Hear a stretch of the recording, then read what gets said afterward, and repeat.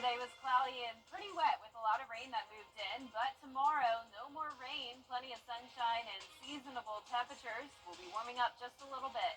I'll have your full forecast coming up.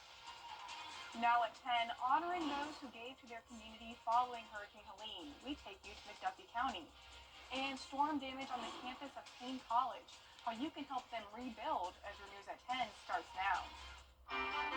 Live from the television park, this is WJBF News Channel 6 at 10 on MeTV. Good evening, everyone. I'm Hannah Latier. Thank you so much for joining us for your news at 10. Coverage you can count on begins as McDuffie County recognizes people who helped with Hurricane Helene recovery. Isabella Moody was there. The Thompson City Council met Thursday night to honor people and businesses that helped the community after Helene. So many people deserve thank yous, but those folks were exceptional. Local businesses like Boswell Oil were recognized for supplying local and city government vehicles and employees with petroleum products. Also, Bennett Dudley with Dudley Nurseries for letting the county use a warehouse to store supplies for GEMA that would be distributed to the community. They're always there for us, the Sheriff's Department, Manitoba County Sheriff's Department, the City of Thompson, and the county are all great partners for us to have going forward and things that they've done in the past with us. So doing things for the county is just a no-brainer. Dudley also helped his community in Augusta, cleaning the streets in his neighborhood, including Highland Avenue, Millage Road, Summervaughan Way, and helping friends. Glad that we were fortunate enough to not have any damage at our house. So I just felt obligated to help everybody else because we had no damage. Plus I had the access to the equipment, which really helps. A McDuffie County resident was honored for helping organize and distribute necessities to different distribution sites in the county and surrounding counties. I appreciate the recognition, and it was very, very sweet of the thought, but I didn't have any anticipation to do it. That's not what I did it for. I'm a servant to the community. Council members hope one thing continues after hurricane relief efforts are done. If anything comes out of this disaster that is good, is that I would like to see that spirit of neighbor helping neighbor continue. They also recognize those who helped revitalize the Thompson City Cemetery since they were unable to due to the storm. In Thompson, Isabella Moody, WJBF News Channel 6. After 4.5 months, Augusta commissioners are finally poised to approve a new credit card policy. The issue came to the forefront in July when Mayor Garnett Johnson requested reimbursement for using a personal credit card for office expenses. The mayor would not accept a city card because of the $500 a day limit, but a commission committee is recommending the mayor get a city card with a spending limit of $15,000 a month. No mayor should have to ask for approval to spend money that's already designated in his budget, certainly more than $500. So that's why I never accepted the credit card from the beginning. I never violated any policy, but there was ever no policy that mandated the mayor take a credit card. I'm just glad this is behind us. We're moving forward. And the full commission is expected to accept the new policy at its meeting next week. And it's time now for a check of the weather. Here's Chief Meteorologist Jenna Petracci. And Jenna, although it was gloomy today, can we expect it to be brighter and sunnier this weekend? Yes, exactly. Perfect timing for the weekend. So we did have just that one gloomy day, and that was today. I'm sure you saw at least a little bit of rain today. Notice the entire CSRA picked up at least a trace amount. Our highest amounts of rainfall, where we saw around half an inch to 3/4 of an inch, would be in places like Aiken, Saluda, and far western portions of Wilkes and Tolliver County. The rest of us mostly just dealt with some very light rain. Here's a look now at our Terry Lambert Hyundai Skyview cam over in Aiken. Today in Augusta, we picked up 0.51 inches of rain, so just around half an inch. Low this morning was 51 degrees. That's actually around 10 degrees above average, but our high temperature was well below average, so we didn't climb too much. Very similar low and high temperature, and that doesn't happen very often, only when we're in the wedge setup. So that's what we saw today. That's why it was so cloudy and cool and rainy. Our temperatures now are in the upper 40s to upper 50s. McCormick, you're at 49 degrees, 54 in Barnwell, but Sylvania warmer at 58. Aiken also at 49, 51 in Gibson, 50 in Lincolnton. Saluda, you're only at 48. Winds are coming in from the north, high pressure settling in. Those winds are around 5 to 10 miles per hour, and you can see here on satellite and radar, no more rain at all, just the clouds that we still have to work with. Cold front along the coastline now with the showers off the coast. High pressure moving in, so not a drop of rain across the west of the CSRA now. So plenty of sunshine Friday through the weekend. It will be a great next few days for outdoor plans. Very comfortable in the afternoons, upper 60s, low 70s, but still chilly in the mornings, around 40 degrees. Coming up, I'll have a look at your full 10-day forecast, but back to you, Hannah. All right, Jenna, thanks. One of our local schools is starting a new holiday tradition to serve our soldiers. 8th graders at Augusta Christian Schools have been asked to make care packages for deployed service members overseas. After hearing from 2 veterans, they worked together to pack boxes full of snacks, goodies, and handwritten letters from each student. School leaders say this effort drives home the school's focus. Doing this and letting the kids see where they're going, and these military men sharing their hearts about what it feels like to get these boxes when they're away from home, it's just very meaningful, and I want my kids to be mission-minded. Augusta Christian is partnering with Warren Baptist Church's Grovetown campus to take care of shipping costs and will send the boxes in time for the holidays. And Columbia County leaders and lawmakers meeting this morning. The Chamber of Commerce held its annual pre-legislative breakfast. It happens every coverage you can count on continues with damage on campus thanks to Hurricane Helene. Payne College keeps finding more trouble spots that need to be fixed. And here's Bria Smith with the story. For every roof that is damaged, there's interior damage.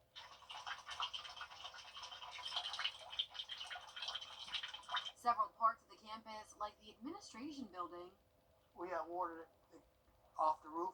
residence halls, and the president's office, were left devastated. Some of our dormitories were flooded in the basements. What's in the basements? Washing machines, dryers, water heaters, boilers. So those commercial appliances were literally destroyed. And with the college's new president arriving in January, they have to move quickly. He and his family wish to move in December. Well, that home and the surrounding areas received some damage from the storm. So we're working to clear all of that up before he moves in. Currently, school leaders are working to raise money for temporary solutions as the recent rain has uncovered cracks and holes in decade-old buildings. Gilbert Lambeth Memorial Chapel, that entire roof has to be fixed. And also part of the steeple. Well, it is 4 stories high, or higher in some places, and very few people want to climb a ladder to get on top of that roof to apply a tarp. And while the college has raised some funds, Payne College's Helene Carter says that's only a temporary fix. They'll need about $710,000 more just to get back to some kind of normalcy. We need some very, very strong, large tarps to go on top of that roof. But we also need a lift that will lift the workers high enough to get on top of that roof to do the work. And tickets for the Border Bowl go on sale this week. The annual game pits the best high school seniors from Georgia against those from South Carolina. Those tickets go on sale on Friday, and this year they'll be digital and cost $10 plus a $1 service charge up until the day of the game. On the day of the game, they'll be $15. We'll have a link on WJBF.com starting Friday where you can buy tickets. And the Border Bowl will be held January 11th at 1 p.m. It will be at Strom Thurmond High School in Edgefield County. Parking will be $5 cash. Still ahead, progress for the Augusta Mini Theater, what the founder had to say at the groundbreaking ceremony. Cloudy and chilly tonight, but back to sunshine tomorrow. It's going to be an awesome weekend with a slight warm-up and then another big cool down on the way next week. I'll have a look at those temperatures when we return. Hey, want to know how many? Now, your most accurate forecast with WJBF Live Viper 6. Welcome back. I hope you stayed warm and dry today. It was definitely a damp day with on and off light rain, very cloudy conditions. The clouds are still with us, but we aren't seeing any more rain. Here's a look at our Terry Lambert Hyundai Skyview cam. A bit breezy there at Augusta Regional Airport. We have a north wind coming in at 7 miles per hour. 54 degrees out there. Definitely need a jacket when you're headed out the door tomorrow morning. We're already seeing some places dip down into the upper 40s. That would be Washington, McCormick, Saluda, Edgefield, and Aiken. A bit warmer down towards the south, still at 58 in Sylvania, 57 in Allendale. All day long, it was much warmer in our southern line counties, but most of us were under the wedge, so it was significantly cooler than it typically is this time of the year. Augusta only made it into the upper 50s. Clouds still here on satellite and radar, but you can see all of the rain is now past us with the cold front along the coastline. Dry air is moving in with high pressure back in control, so we're going to have a beautiful weekend in store. Tomorrow morning, clearing skies, 42 degrees, upper 60s in the afternoon. No more rain over the next few days. That's good news. We don't need any more. We already are close to 7 inches for the month of November. Very unusual. November is one of our driest months on record usually. And you can see because of all the rain we picked up last week, the drought monitor updated today. And you can see it's just dry conditions, the first phase of drought in our northern counties, but the rest of the CSRA now wiped clean of that drought due to several places getting up to around a foot of rain last week. Our futurecast tomorrow at 6 a.m. showing the clouds moving out, plenty of sunshine, and really not seeing much going on throughout the weekend. There's Saturday at 6 a.m. The most significant thing will be the chilly morning, so we'll continue to have that north wind coming in with high pressure overhead. So even though it's warming up a bit in the afternoon, it will still be chilly in the mornings. Here's Tropical Storm Sarah. As of the 10 o'clock update, winds are at 45 miles per hour. It's located off the coast of Central America, headed up towards the Yucatan Peninsula. Now, this is very mountainous terrain, so that's going to play in our favor here. It's going to help to weaken Sarah, but it is possible that it could emerge back into the Gulf of Mexico, and Florida is definitely keeping a close eye on this. Notice some models do take it across the peninsula early next week, and it could be a big rainmaker across the state regardless of its intensity. Now, depending on the exact track of it, we'll have to keep an eye on it as well, but my thinking is that we'll have this deep trough come in the middle of next week. That'll bring us some rain with a cold front, but no rain from the tropics, and that'll help steer Sarah to the south of us and also bring us a big taste of some cold air all the way from Canada. Highs are going to be going back down into the 60s after this brief warm-up. So notice we're going from 74 to 64 by around this time next week. Our lows tonight will be in the upper 30s to low 40s, and our highs tomorrow will be in the mid to upper 60s. Here's a look at your 10-day forecast. Lots of sunshine ahead, just mostly cloudy and a slight chance of rain Tuesday through next Thursday. Then notice next weekend it will be sunny again and pretty cool. Temperatures once again around 40 in the mornings, 60 in the afternoons. I'm okay with the cooler temperatures though. I like sweater weather. Yeah, it's about time for Little it. flannel. We've been very warm so far this year. Yeah, So. I think we're ready for the change. Yes. Well, thank you, Jenna. A major milestone for Augusta's mini theater today. They broke ground on a 142-seat theater at the art school's Deans Bridge Road campus. Today's celebration comes after years of work. We're not trying to build a theater. We're trying to complete the art school. So the art school will be completed, and then the students will benefit greatly, and the public will as well, because every time we have a show, we have to turn people away. The hope is to have the facility completed next year for the 50th anniversary of the Augusta Mini Theater. Stay with us. Capitol Hill is buzzing following. Are you frustrated because in lots of places customer service has just disappeared? Not at Tile Center. Not where you need it the most. Here you will find all of us eager to help you find just the right tile or stone, so you can relax knowing your project is in expert hands. Come see why for yourself at any of our locations at Tile Center or online at tilecenter.com. Your tile and stone experts.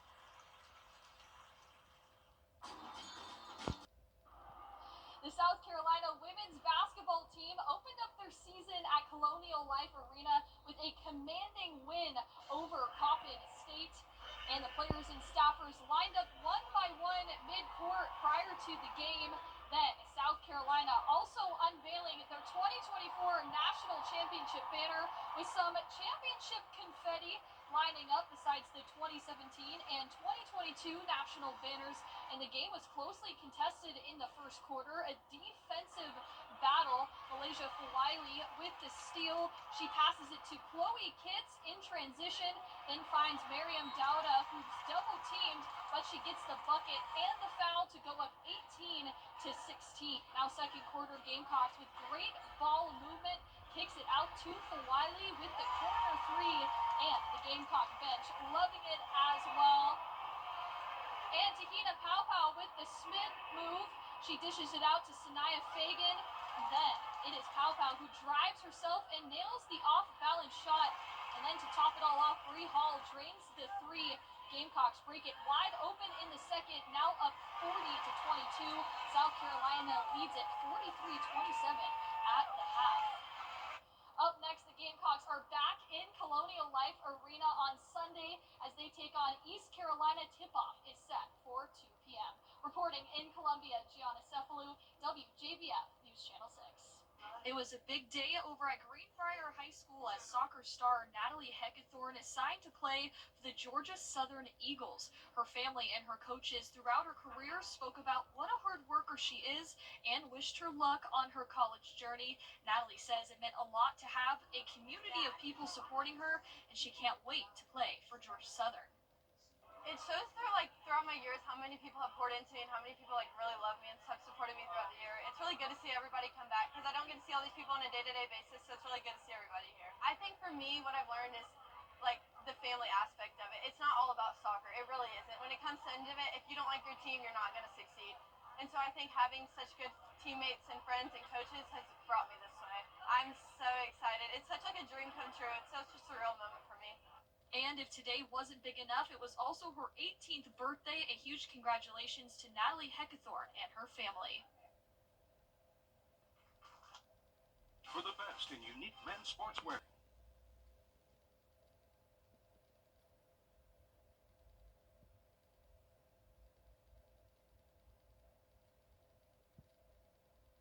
And last but not least, you can tell it's the holiday season and New York City is starting the celebrations early. Greg Mocker takes us to the Bronx to show a preview of the holiday train show.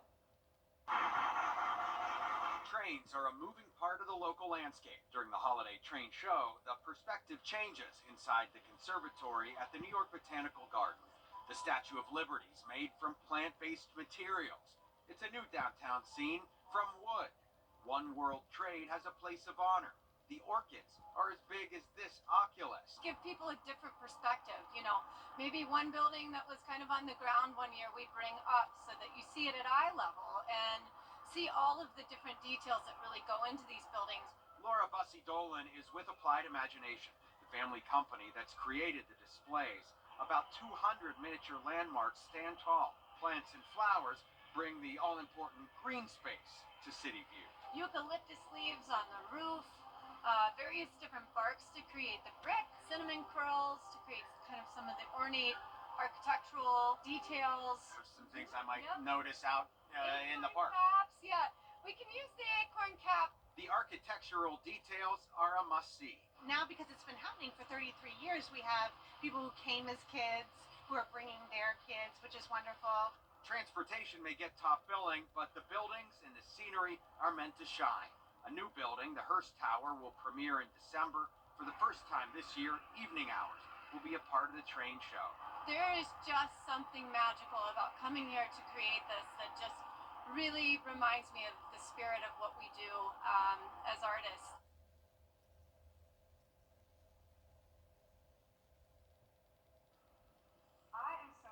I want to go to New York City during Christmas time so bad. I know. I went when I was 12, but that's the age where you're just a little too young to really remember it and enjoy it. So I'd love to go back. Yeah, I only went in the summertime, so it's definitely a necessity to go. Oh yeah, ice skating, seeing the big I missed all the good stuff. Yeah. We're too far away. I know. We're on the East Coast, but just a little too far. But our 10-day forecast is going to make it feel more like early December, I'd say, with some of these cooler temperatures, especially next weekend. This weekend, our highs are going to be a bit warmer, upper 60s to low 70s, but notice next weekend, our highs will only be around 60 degrees. Lows will be in the 40s several times this week, but we will briefly warm up as we go into the middle of the week, mostly cloudy with some rain chances, up to 75 degrees next Tuesday, but then the cool down is right around the corner. And the news continues at the top of the hour on WJBF News Channel 6 at 11. And Hogan's Heroes is next here on WTV. Thank you for watching.